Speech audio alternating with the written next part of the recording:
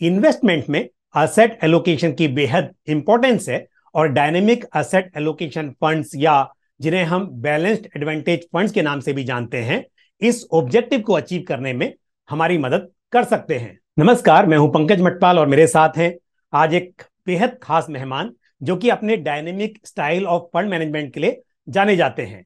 जी हां, मैं बात कर रहा हूं क्वांट म्यूचुअल फंड के founder and CIO mister Sandeep Tandon. Sandeep ji, बहुत बहुत स्वागत है आपका। नमस्कार। संदीप जी, सबसे पहले मैं आपसे जानना चाहूंगा हाँ, कि डायनेमिक एसेट एलोकेशन की जरूरत क्यों है और इस फंड की क्या इंपॉर्टेंस है।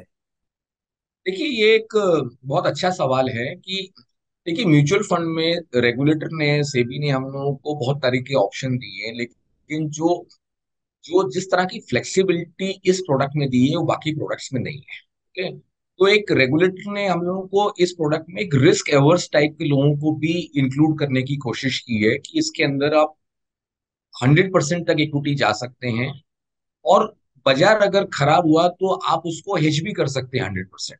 उस तरह का फ्लेक्सिबिलिटी बाकी स्कीम में हेज करने का तो मिलता है, लेकिन आप 100% एग्जिट कर जाएं कोई सी इक्विटी प्रोडक्ट से, वो पॉसिबल नहीं होता है कि आप हेजिंग तो बहुत प्रोडक्ट्स में अलाउड है, लेकिन वो ट्रू हेजिंग और परफेक्ट हेजिंग हो नहीं पाती है। ठीक है, तो पहला पॉइंट ये है कि बाकी सबका जो स्कीम का जो एक आउटलुक होता है कि लॉन्ग टर्म मेरा एक जिसमें लोगों को इक्विटी पे कॉल लेना होता है।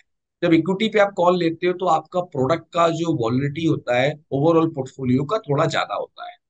अब डायनेमिक एसेट एलोकेशन या इंडस्ट्री में लोग इसको बैफ के नाम से भी जाते हैं, बैलेंस एडवांटेज फंड। हम लोग उसको डायनेमिक एसेट एलोकेशन बोलना पसंद करेंगे क्योंकि हमारी थीसिस से मैच होता है, हम उतना डायनेमिकली इसको मैनेज भी करेंगे।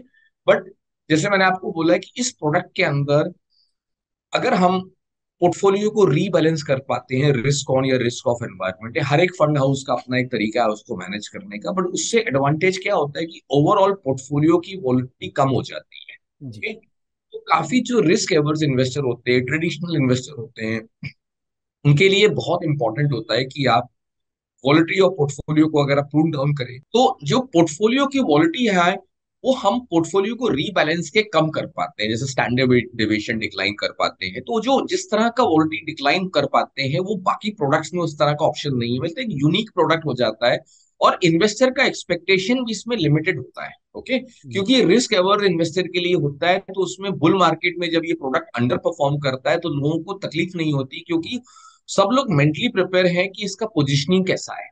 तो जी। काफी रिस्क एवर्स लोगों के लिए होता है कि हम अपसाइड तो कैप्चर करेंगे लेकिन डाउन साइड जरूर प्रोटेक्ट करेंगे। ओके, बिल्कुल। तो ये यूनिक प्रोडक्ट हो जाता है उस तरीके से, तो उसको हम ऑप्टिमाइज करने की कोशिश कर रहे हैं इस प्रोडक्ट लॉन्च में। संदीप जी, आपने डायनेमिक एसेट एलोकेशन ये जो कैटेगरी है इसे बहुत अच्छी तरह से एक्सप्लेन किया है, लेकिन अब क्योंकि आपने quant dynamic asset allocation fund यानी कि इसका एनएफओ लॉन्च किया है, तो आप थोड़ा इसे भी एक्सप्लेन कर दीजिए। पंकज जी देखिए, इसमें क्या है कि सबसे पहली बात है कि डायनेमिक एसेट एलोकेटर जो फंड का नाम भी है वो हमारी थीसिस से बहुत जेल करता है। ओके, बिल्कुल। हमारे लिए बहुत एप्ट प्रोडक्ट है कि इसी एक प्रोडक्ट के अंदर मैं इक्विटी एक्सपोजर 0 to 100% कर सकता हूँ और 100 से 0 भी कर सकता हूँ। ओके, तो उस तरह का फ्लेक्सिबिलिटी बाकी किसी प्रोडक्ट में हमको नहीं मिल पाता है, तो हमारे लिए एक बहुत एप्ट प्रोडक्ट हो जाता है। अगर हम इसको बात करें कि जिस तरह से हम लोग फंड मैनेज करते हैं कि हम लोग हर चीज को बहुत डायनेमिकली तो मैनेज करते ही करते हैं और हमारे मैक्रो आउटलुक बहुत अच्छा प्ले आउट हो जाता है, तो इस प्रोडक्ट के अंदर एक हम नामी डायनेमिक एसेट एलोकेटर बोल रहे हैं, तो जो हमारे एलोकेशंस का मेथड होगा वो बहुत डायनेमिकली होगा comparative to other funds. Okay, ये बाकी फंड से रिलेटिवली ये और ज्यादा डायनेमिक होगा। और इसमें अगर जैसे मैंने बोला थोड़ा सा रिस्क एवर्स इन्वेस्टर के लिए फोकस है, तो हम कैसे इस प्रोडक्ट की ओवरऑल वॉलिटी कम कर पाएंगे, वो हम उस वो प्रोडक्ट में जो डायनेमिज्म डिमॉन्स्ट्रेट करना होगा वो हम अपना वीएलआरटी फ्रेमवर्क के थ्रू या हमारा जो प्रेडिक्टिव एनालिटिक्स मॉडल है उसके थ्रू हम इसको डिमॉन्स्ट्रेट कर पाएंगे।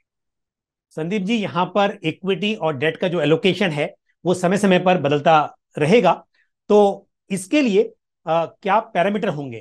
तो देखिए ये जैसे मैंने आपको शुरू में बोला कि इसी फंड में हमको एक फ्लेक्सिबिलिटी है 0 to 100 और 100 to 0 equity fund equity exposure के लिए, तो बहुत यूनिक है। जैसे मैं आपको इसको एक थोड़ा एग्जाम्पल से साफ समझाता हूँ कि यस, प्रोडक्ट की डिजाइनिंग रिस्क एवर्स इन्वेस्टर के हिसाब से है कि मैं मेरे को वॉलिटी कम करनी है, तो बहुत ज्यादा हम लोग को अनवारंटेड रिस्क नहीं लेना है, कैलकुलेटेड रिस्क लेके इसको प्ले आउट करना है, इसकी जो पूरी पोजीशनिंग है। लेकिन अगर हम इसको एक एग्जांपल के साथ आपको समझाते हैं, जैसे मैंने बोला रिस्क ऑन, जैसे हम लोग बात करते हैं, कई बार मैं इसको समझाता हूँ कि अप्रैल या मार्च 2020 की हम बात करें, वो एक्सट्रीम रिस्क ऑफ एनवायरनमेंट था। ओके, जहाँ रिस्क एपेटाइट कोलैप्स हो गई थी और लिक्विडिटी और इम्प्रूवमेंट स्टार्ट हुआ था। तो वो बैकग्राउंड एक क्लासिक रिस्क ऑन का एनवायरनमेंट होता है। अगर वैसा कोई अपॉर्चुनिटी मिला तो हम 100% इक्विटी डिप्लॉय करेंगे। वो बाजार का एक दूसरे ढंग का एक्सट्रीम है, जहां फियर बहुत हाई था, लोग कैपिचुलेट हो गए थे। ओके, उस तरह का एक्सट्रीम इन्फ्लेक्शन पॉइंट्स में हम इस प्रोडक्ट में 100% इक्विटी को डिप्लॉय करेंगे। अगर आप देखें कि अप्रैल 2020 से कितना बड़ा रैली मार्केट को मिला। सिमिलरली हम सितंबर 2021 की बात करते हैं, जब ग्लोबली यूफोरिया हो गया, money flow life time high था मार्केट्स के लिए, ग्लोबल मार्केट्स में, इक्विटी मार्केट की तरफ। तो इक्विटी मनी फ्लो जिसको हम लोग बोलते हैं, वो लाइफ टाइम हाई था।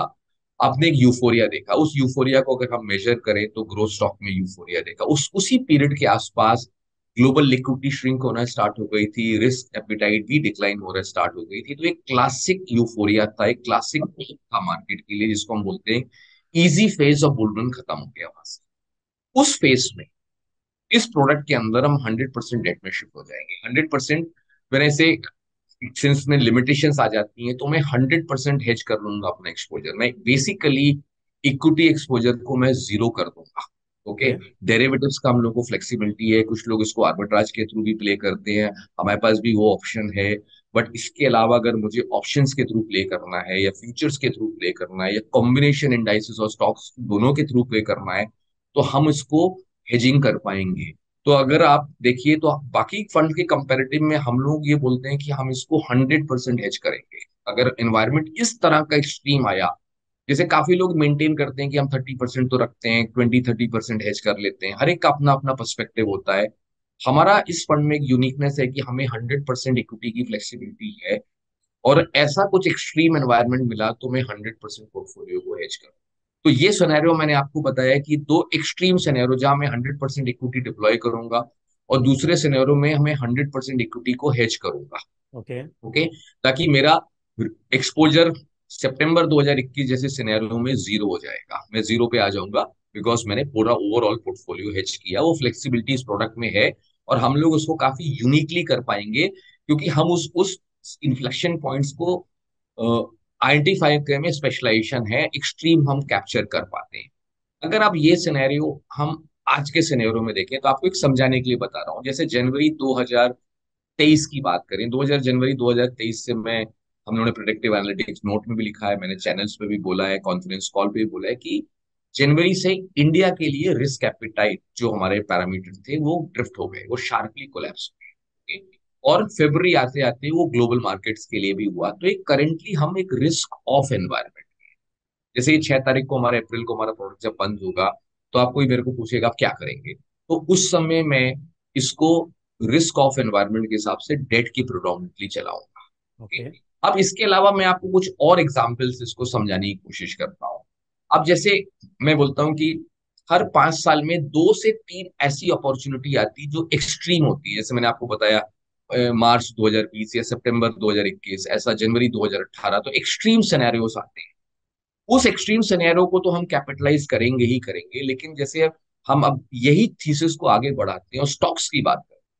ओके, अगर हम निफ्टी 200 स्टॉक्स की बात कर लें, या निफ्टी 100 स्टॉक की बात करें, तो अगर ब्रॉडर मार्केट, हम talking about broader market, okay, बिल्कुल। अगर इस मार्केट के अंदर हमें टॉप 200 का 2 मिनट के एग्जाम्पल लेते हैं, अगर टॉप 200 में मेरे को साल में कम से कम 20 से 25 टाइम, कभी कभी 30 टाइम भी ऐसी अपॉर्चुनिटी मिलती है कि स्टॉक स्पेसिफिक अपॉर्चुनिटी आती है। ओके, कहीं कहीं आपको एक एवरेज पकड़िए कि 25 से 30% आपको अपॉर्चुनिटी स्टॉक्स में भी मिलती है, जो जरूरी नहीं कि एकदम एक्सट्रीम हो, बट फिर भी एक इन्फ्लेक्शन पॉइंट्स में मिलता है। तो उस अपॉर्चुनिटी को, जैसे हमने सितंबर 2021 में, मैंने आपको बोला कि टेक्नोलॉजी का मैंने पीक बनाया तो आईटीसी का बॉटम मिला, बिल्कुल। उस समय हमको बैंकिंग का बॉटम मिला। ओके, उस तरह के इन्फ्लेक्शन पॉइंट्स आते हैं। ओके, अगर हम और इसको एग्जाम्पल से देखें, तो आप इसको सेक्टर रोटेशन की जो हमारी थीसिस होती है, जिसको हम लोग मनी फ्लो एनालिसिस में कैप्चर करते हैं, जहां हम स्टॉक और सेक्टर का भी रिस्क एपेटाइट कैप्चर करते हैं, स्टॉक और सेक्टर का भी लिक्विडिटी एनालिटिक्स को वर्कआउट करते हैं, उसके कॉम्बिनेशन से मनी फ्लो एनालिसिस बनाते हैं, तो उसके अंदर हमें इन्फ्लेक्शन पॉइंट्स मिलते हैं। और अगर आपको 200 स्टॉक में साल में 25-30 भी एक्सट्रीम अपॉर्चुनिटीज मिली, ओके, तो वहां पे भी एक इस प्रोडक्ट के थ्रू हम उसको कैपिटलाइज करेंगे। ओके, चाहे वो अपॉर्चुनिटी शॉर्ट टर्म के लिए हो, चाहे वो मीडियम टर्म के लिए हो। तो जो ये प्रोडक्ट की जो पूरी थीसिस है हमारी, जिसमें हम बोलते हैं कि हमें वॉलेटिलिटी कंट्रोल करना है और रिस्क एपेटाइट और जो रिस्क एवर्स इन्वेस्टर हैं उनके लिए कैप्चर करना है, तो इस प्रोडक्ट को भी हम इस तरह से चलाएंगे कि हमारा होराइजन थोड़ा छोटा ही रहेगा। बिल्कुल। अनलेस हमको एक्सट्रीम पे कोई चीज मिले तो हमारा होराइजन कोई, क्योंकि जो चीज कोई चीज एक्सट्रीम पे मिलती है उसको आपको उसकी अपॉर्चुनिटी आपको मीडियम टर्म लॉन्ग टर्म के लिए मिलती है। लेकिन जैसे आज सिनेरियो है, कोई एक्सट्रीम नहीं है इस समय, उस सिनेरियो में इस प्रोडक्ट को मैं शॉर्ट टर्म और मीडियम टर्म ड्यूरेशन के एंगल से ही पोजिशनिंग करूंगा। उस अपॉर्चुनिटी को कैपिटलाइज करेंगे और उसको बुक करके वापस कोई अपॉर्चुनिटी मिलेगी तो उसको वापस कैपिटलाइज करेंगे। जैसे हम बोलते हैं कि हम उसको बुक करेंगे या हम उसको हेज करेंगे, ओके, उस तरह से इसको प्ले आउट करेंगे तो ओवरऑल पोर्टफोलियो का क्वालिटी हम डिक्लाइन कर पाएंगे और एक सेक्टर रोटेशन या स्टॉक रोटेशन के थ्रू उसमें अल्फा जनरेट कर। संदीप जी, एक बात जो आप हमेशा कहते हैं, हालांकि वो इस फंड से नहीं बल्कि आपके टोटल ओवरऑल जो फंड मैनेजमेंट स्टाइल है उससे रिलेटेड है। आप हमेशा कहते हैं कि मुझे किसी भी स्टॉक से बहुत ज्यादा ये एक हमदर्दी नहीं है या कोई प्यार नहीं है, बल्कि लगाव नहीं है। सिर्फ मेरा डेटा जो कहता है उसके बेसिस पर मेरा सिलेक्शन ऑफ स्टॉक होता है। तो थोड़ा सा, क्योंकि वो एक अच्छा स्टाइल है, और डेफिनेटली अक्सर ये होता है कई बार इन्वेस्टर्स बहुत लंबे समय तक किसी स्टॉक में बने रहते हैं, जबकि पता होता है कि अब यहाँ पर इतना अच्छा पोटेंशियल नहीं है या रिस्क दिखाई देता है, लेकिन आप बहुत जल्दी चेंज कर लेते हैं। तो थोड़ा सा इसको और अगर एक्सप्लेन कर सके तो ये शायद व्यूअर्स के लिए काफी हेल्पफुल हो तो सकता पंकज है। जी, ने आपका बहुत ही इंटरेस्टिंग सवाल है, मैं इसको थोड़ा अलग ढंग से समझाता हूँ, लार्जर पर्सपेक्टिव में समझाता हूँ। ओके, बिल्कुल। तो शायद इन आपके जो दर्शक हैं उन लोगों को समझ में बिल्कुल, आएगा। क्योंकि जैसे मुझे हम याद लोग है, एक और मुझे बहुत पसंद आता है हमेशा टीवी पर हमेशा बोलते हुए बात को, और पर्सनली जब भी बात हुई है तो ये अगर इस माध्यम से व्यूअर्स को और ज्यादा समझने को मिल जाए तो शायद ये बेहतर होगा। तो प्लीज एक्सप्लेन कीजिए। नहीं, मैं आपको इसको थोड़ा अलग ढंग से समझाता हूँ। जैसे हम लोग एक 80-20 की थीसिस की बात करते हैं कि 20% स्टॉक हमारे पोर्टफोलियो में 80% रिटर्न देते हैं। ठीक है? इसको हम लार्जर पर्सपेक्टिव में जाते हैं तो कोई भी ऑर्गेनाइजेशन लेवल पे ही लोग बात करते हैं कि 20% ही लोग 80% डिलीवरी देते हैं। ओके, ये मॉडल बहुत बढ़िया काम करता है। ओके, अब अभी हमने जो टाइमिंग इज एवरीथिंग की जो हमारी थीसिस है रिस्क मैनेजमेंट की, रिस्क मिटिगेशन की जो थीसिस है कि टाइमिंग इज एवरीथिंग है, टाइमिंग इज वाइटल, इसको मैं एक स्टेप आगे ले जाके समझाता हूँ कि 20% ही टाइम स्टॉक, कोई भी स्टॉक 20% टाइम ही 80% रिटर्न देता है। ठीक? अब ये चीज को हम लोग मैथमेटिकली इस थीसो को कैसे कन्वर्ट करते हैं। ओके, तो अगर हम सिनेरियो को मान के चलें कि बाजार में कोई अननोन रिस्क नहीं आता, जैसे भी ये बैंकिंग क्राइसिस आई, इससे पहले लीमन का कुछ क्राइसिस हुआ या कोविड का क्राइसिस हुआ, कुछ अननोन रिस्क होते हैं। ओके, जिसको क्वांटिफाई करना टेक्निकली इम्पॉसिबल है, mathematically is also impossible to quantify, वो इसलिए हम उसको अननोन रिस्क बोलते हैं जो क्वांटिफाइबल नहीं। नॉन रिस्क को हम फिर भी क्वांटिफाई करते हैं, मैं 2 मिनट बाद नॉन रिस्क पे भी आऊंगा। ओके, अगर हम ये मान के चलें कि नॉर्मल एनवायरनमेंट रहता है हाइपोथेटिकली, तो नॉर्मल एनवायरनमेंट में कहीं आपको स्टॉक स्पेसिफिक डेवलपमेंट्स होते हैं, सेक्टर स्पेसिफिक डेवलपमेंट होते हैं, तो वहां कहीं कहीं यूफोरिया बिल्ड होता है और कहीं कहीं कैपिचुलेशन होता है। कोई भी नेगेटिव डेवलपमेंट हुआ कंपनीज पे, सेक्टर पे, जैसे बजट में इंश्योरेंस सेक्टर पे नेगेटिव आ गया, कल डेट मार्केट म्यूचुअल फंड के ऊपर नेगेटिव डेवलपमेंट आया, आपने उसका जो इंडेक्सेशन का बेनिफिट हटा दिया, दीज आर इवेंट्स। ओके, जो ये अननोन रिस्क बोलो या इवेंट स्पेसिफिक है, इसके कारण आपको मार्केट में एक अपॉर्चुनिटी मिलती है। और जैसे मैं इसको बोलता हूँ कि जैसे आपका एक इंडिविजुअल कैरेक्टरिस्टिक होता है कि आपको कितना गुस्सा आता है, कितना फ्रस्ट्रेशन है, कितना एंगर है, कितना ग्रीड है, हर एक इंडिविजुअल आदमी का एक बिहेवियर कैरेक्टरिस्टिक होता है जो हम लोग डिकोड करने की कोशिश करते हैं। इसी तरह से हम लोग स्टॉक के कैरेक्टरिस्टिक को डिकोड करते हैं। ओके, उसी थीसिस को मैं थोड़ा और आगे बढ़ाता हूँ। तो हम लोग बोलते हैं कि कोई स्टॉक या तो एडमायर कैटेगरी में ट्रेड करता है या निग्लेक्टेड टेरिटरी में ट्रेड करता है। ये मैथमेटिकली मैं आपको इसको डिकोड कर रहा हूँ और सिंपल हिंदी में समझाने की कोशिश कर रहा हूँ कि जब कोई स्टॉक मोस्ट एडमायर कैटेगरी में हिट कर जाता है, तो अल्टीमेट एडमायर कैटेगरी के अंदर, ओके, उस कैटेगरी को पे टाइम पे हम अपना एक्सपोजर कम कर देते हैं या बिल्कुल कम कर देते हैं। उसका लॉजिक ये है कि वो एक्सट्रीम पॉइंट्स पे जब हिट करता है, और वो लिमिटेड टाइम में, अगर मैं 20 साल का डेटा देखूंगा तो वो 2 बार आएगा, 3 बार आएगा, ओके, मतलब डिकेड्स में उस तरह की अपॉर्चुनिटी आती है। उस एक्सट्रीम अपॉर्चुनिटी को हम जरूर कैपिटलाइज करते हैं। कोई भी चीज मोस्ट एडमायर्ड टेरिटरी में आता है तो मैं एग्जिट करता हूँ, और सिमिलरली कोई स्टॉक मोस्ट निग्लेक्टेड टेरिटरी में आता है तो मैं उसको ऐड करता हूँ, ओके। इसका दो एडवांटेज होता है। अगर मोस्ट एडमायर कैटेगरी में मैं कोई चीज बेचता हूँ तो अपसाइड तो वैसे भी कैप्ड है उसका, ओके। तो मेरा डाउनसाइड अपसाइड रिस्क जो होता है, फियर ऑफ मिसिंग आउट, वो कम हो जाता है। सिमिलरली जब मैं बहुत एक्सट्रीम निग्लेक्टेड टेरिटरी को स्टॉक को खरीदता हूँ, मेरा डाउन साइड प्रोटेक्ट हो जाता है, ओके। तो हम कैसे इसको समझाते हैं कि जब आउट परफॉर्मेंस पीक आउट होती है तो हम हटते हैं, और जो अंडर परफॉर्मेंस बहुत ग्लेयरिंग होती है तो हम एंटर करते हैं। अगर ये लोग, बहुत बाजार में लोग टेक्निकली इसको देखने की कोशिश करते हैं, इस थीसिस को और इस फिलोसफी को हमने मैथमेटिकली डिकोड करके देखा है, जो हम लोग मल्टीवेरिएंट्स मॉडल के थ्रू करते हैं। कि जब हम मार्केट में वो डिपेंडेंट और इंडिपेंडेंट वेरिएबल को कैप्चर करके इस तरह का एक प्रिडिक्टिव एनालिटिक्स सिस्टम बनाते हैं, जहां पे हमको ये समझ में आता है, जब मल्टीपल डेटा पॉइंट्स हमारे एक बाजू स्क्यूड होते हैं तो उसको हम एक्सट्रीम इन्फ्लेक्शन पॉइंट बोलते हैं, उसको हम कैप्चर करने की कोशिश करते हैं। यही हमारा एक स्ट्रेंथ है, जिसको हम लोग प्रिडिक्टिव एनालिटिक्स बोलते हैं, या काफी लोग बाजार में पोस्टमार्टम एनालिसिस करते हैं। हमने भी ये बहुत गलतियां करी, मिस्टेक्स करी, उससे सीखा है। ये पोस्टमार्टम एनालिसिस करने के, इवेंट होने के बाद आप एनालिसिस करते हो उसका प्रोस और कॉन्स, तो उसका रेलेवेंस कम हो जाता है। ये खत्म नहीं होता है, बट कम हो जाता है।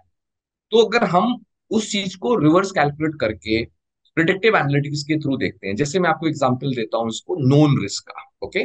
जैसे अगर आप देखिए कि ये जो मार्केट में इन्फ्लेशन आया 2021 से आया, ठीक है। 2020 में कमोडिटीज प्राइसेस रैली हुई, अभी ये मोमेंटम।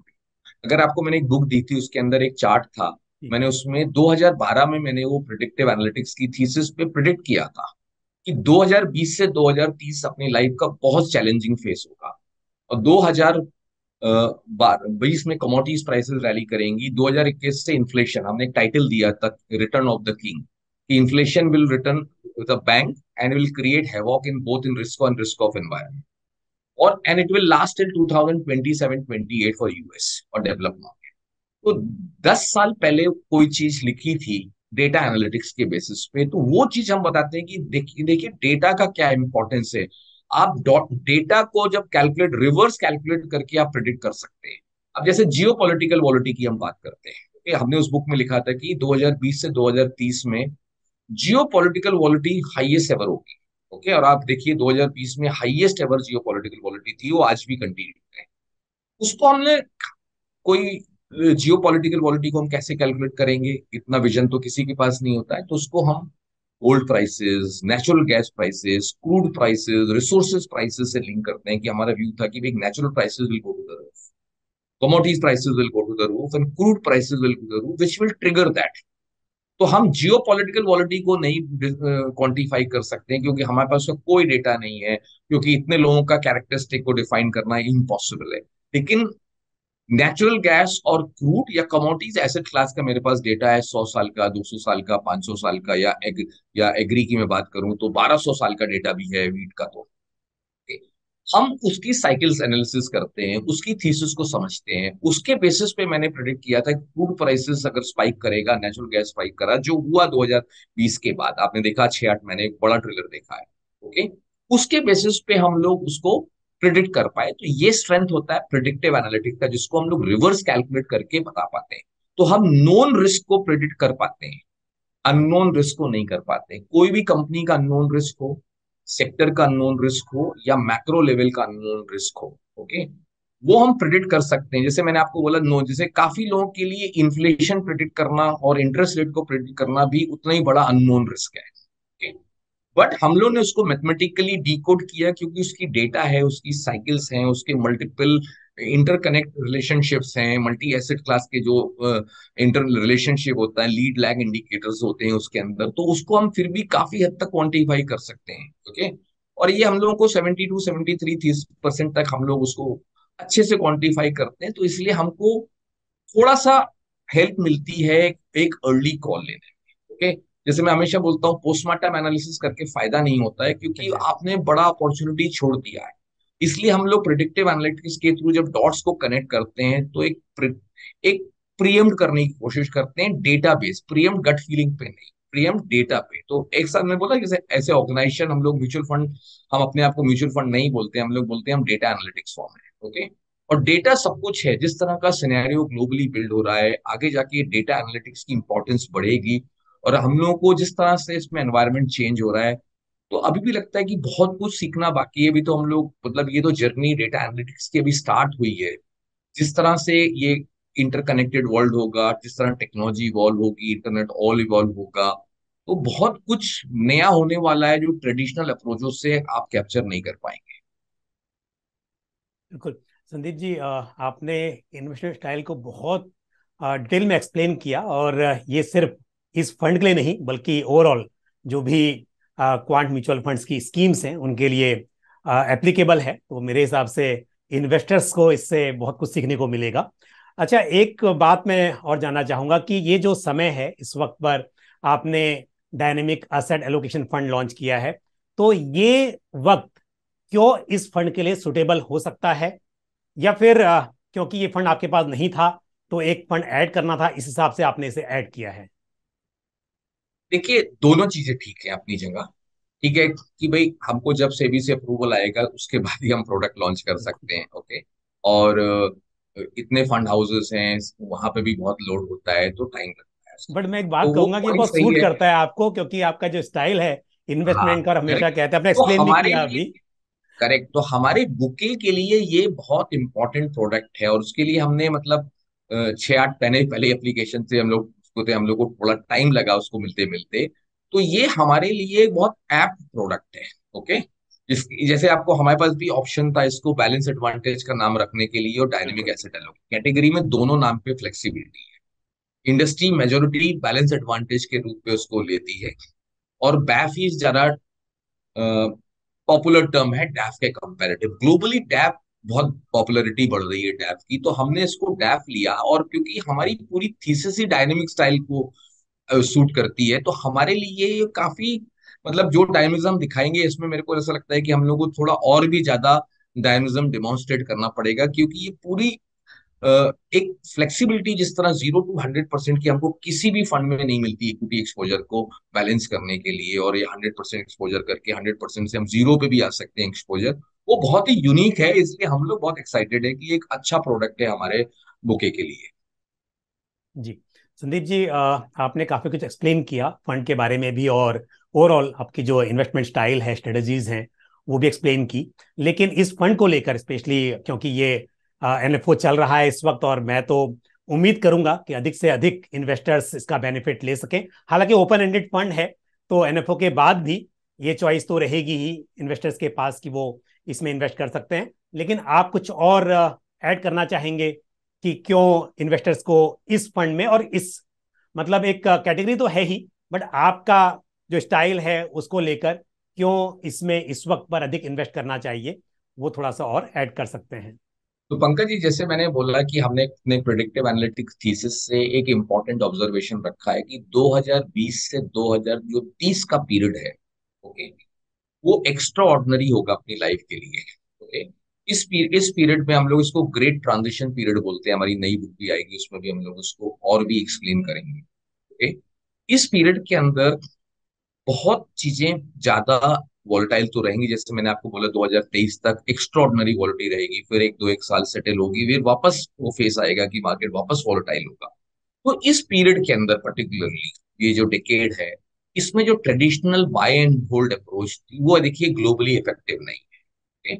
और वो थीसिस ग्लोबली अंडर परफॉर्म कर रही है। इसलिए वर्ल्ड वाइड बहुत चेंजेस हैं, इंडिया में वो चेंजेस हमको अभी भी रेडिकली देखने को नहीं मिला है। इनफैक्ट हम ही लोग इंडिया के first dynamic asset money managers हैं जो इस कंसेप्ट को आगे लेके जा रहे हैं, और बहुत बोल्डली लोगों को समझाते हैं और बताते भी हैं कि ये फ्यूचर, ये है डेटा एनालिटिक्स का फ्यूचर है। तो इस पीरियड में और इस डिकेड के अंदर ये प्रोडक्ट बहुत ऐप्ट हो जाता है। जब आपको मालूम है कि ये पीरियड ही इतना खराब है और इतना वॉलेटाइल रहने वाला है, तो देखिए दो चीजें हैं वॉलेटिलिटी की। क्या तो आप वॉलेटिलिटी से डरिए, ओके, जो लोग डरते हैं और दुनिया डराती भी है, ओके। काफी लोग बोलते हैं मैं 20% ऊपर ले लूंगा लेकिन वॉलेटिलिटी को सेटल होने दो, या मैं हमेशा बोलता हूँ या वॉलेटिलिटी को अपना बेस्ट फ्रेंड बना लो, ओके। जी ये इनविजिबल जो एनिमल है, अगर इसको आप अपना बेस्ट फ्रेंड बनाओगे तो आपको मेंटल पीस बहुत मिलेगा। अगर हम जैसे हमको 2023 में क्लैरिटी है बिगनिंग से कि ये वॉलेटाइल पीरियड है, वॉलेटाइल ईयर है, कोई भी एग्जैक्टली नहीं बता सकता कि कभी टॉप होगा कभी बॉटम बनेगा, ओके। बिल्कुल। बट अगर हमको ये क्लैरिटी थी कि वॉलेटाइल पीरियड है तो हम अपने पोर्टफोलियो को उस तरह पोजीशन कर रहे हैं, उसलिए हम लोग मेंटली प्रिपेयर्ड भी हैं उस पीरियड के लिए, ओके। वो हमको बहुत हेल्प करता है। तो जो डायनेमिक स्टाइल हमारा है और इस तरह का प्रोडक्ट का रेलेवेंस एटलीस्ट ये डेकेड में बहुत ज्यादा रहने वाला है, तो हम लोगों को रिकमेंड करेंगे एक अच्छा allocation dynamic style of money management में डाले और हमारे डैफ के अंदर invest. Thank you Sandeep ji, आपने समय निकाला और हमारे व्यूअर्स को काफ़ी कुछ एक्सप्लेन किया। मुझे उम्मीद है कि इससे हमारे व्यूअर्स को और इन्वेस्टर्स को काफ़ी फायदा होगा। और आपको बहुत बहुत शुभकामनाएं इस डायनेमिक एसेट एलोकेशन फंड के इस एनएफओ के लॉन्च के समय पर। ये फंड काफ़ी अच्छा करे और इन्वेस्टर्स को वेल्थ क्रिएशन में मदद करे। Thank you very much. धन्यवाद पंकज जी, नमस्कार। Quant dynamic asset allocation fund का एनएफओ 23 मार्च 2023 से 6 अप्रैल 2023 तक ओपन है। ये क्योंकि एक ओपन एंडेड फंड है तो एनएफओ क्लोज होने के बाद ये एक बार फिर ऑन गोइंग ट्रांजेक्शन्स के लिए ओपन हो जाएगा। तो इन्वेस्टर्स एनएफओ के दौरान या फिर जब ये एक बार दोबारा ओपन होगा तब इस स्कीम में इन्वेस्ट कर सकेंगे। स्कीम में मिनिमम एप्लीकेशन अमाउंट 5,000 रुपीज है और उसके बाद आप 1 रुपये के मल्टीपल्स में इसे बढ़ा सकते हैं। और यदि आप एसआईपी करना चाहते हैं तो फिर मिनिमम 1,000 रुपीज की एसआईपी यहां पर की जा सकती है। तो इस एनएफओ को लेकर संदीप जी ने जो जानकारी आपके साथ शेयर की, मुझे उम्मीद है वो आपके काम आएगी। यदि इस फंड से जुड़ा हुआ आपका कोई सवाल या सुझाव हो तो आप कमेंट बॉक्स में पोस्ट कर सकते हैं। और इसी के साथ मुझे भी दीजिए इजाजत। अगले वीडियो में फिर आपसे मुलाकात होगी। Thank you. जय हिंद। म्यूचुअल फंड निवेश बाजार जोखिमों के अधीन है। योजना से संबंधित सभी दस्तावेजों को ध्यान से पढ़ें।